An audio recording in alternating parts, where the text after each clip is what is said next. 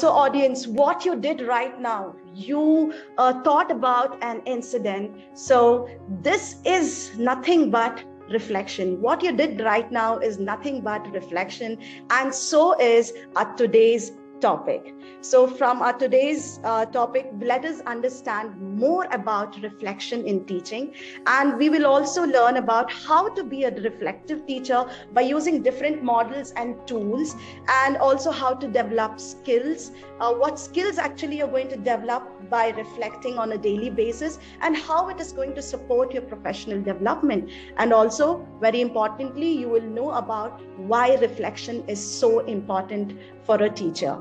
Okay, so let us talk about reflection in teaching. Let me tell you in a very simple words, okay?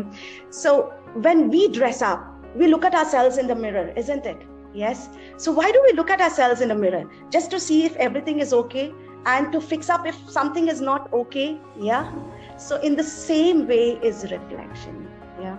So we, from our experience or any event, we take a pause, we think, we analyze, and we evaluate our own actions. So we are going to become an observer in our own lives, okay?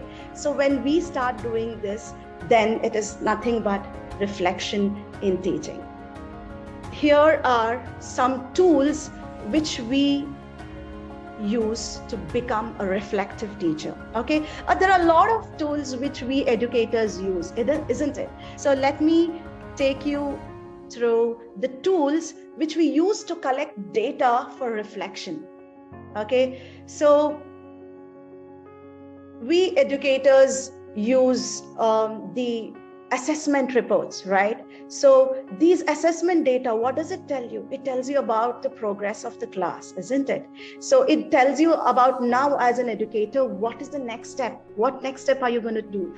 Okay, what next step are you going to take? And what are you going to do next? And what remedial actions have you planned? Does it need any remedial actions? So this will give you a clear idea on those things, right? And yes, most of the times we miss out on some things. And when you have your own audio recordings or the video recordings, so this will again give you a clarity on understanding your own strengths and weaknesses.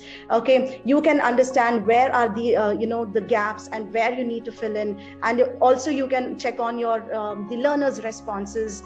So in this, see, today after this session, even I'm going to check out this recording and see what are my flaws, what are my strengths and weaknesses, and definitely I'm going to work on that. And then again, students' work, like the portfolios, the workbooks, the notebooks, these tools again help us to understand how much the child has learned, how much the learners have learned, what we have taught them, okay? And then anecdotes, these are another great saviors. So in the class, we tend to miss out on some things. So the anecdotes will help you to, just make a note of the quick responses of the children. And then the KWL charts, the higher graders, in earlier, we usually don't use this. The KWL charts, like the higher graders use. So this will give you a clear idea on how much the child already knows, okay, and what the child has learned and what more he wants to learn. And the exit slips, okay, this worked wonders for me during the online lessons. The shy children, even the shy ones, were able to express so well through the exit slip. So I was able to reflect on how actually they have learned and what they have learned. So these are some of the tools which we use to reflect on our own learning and also the students' learning.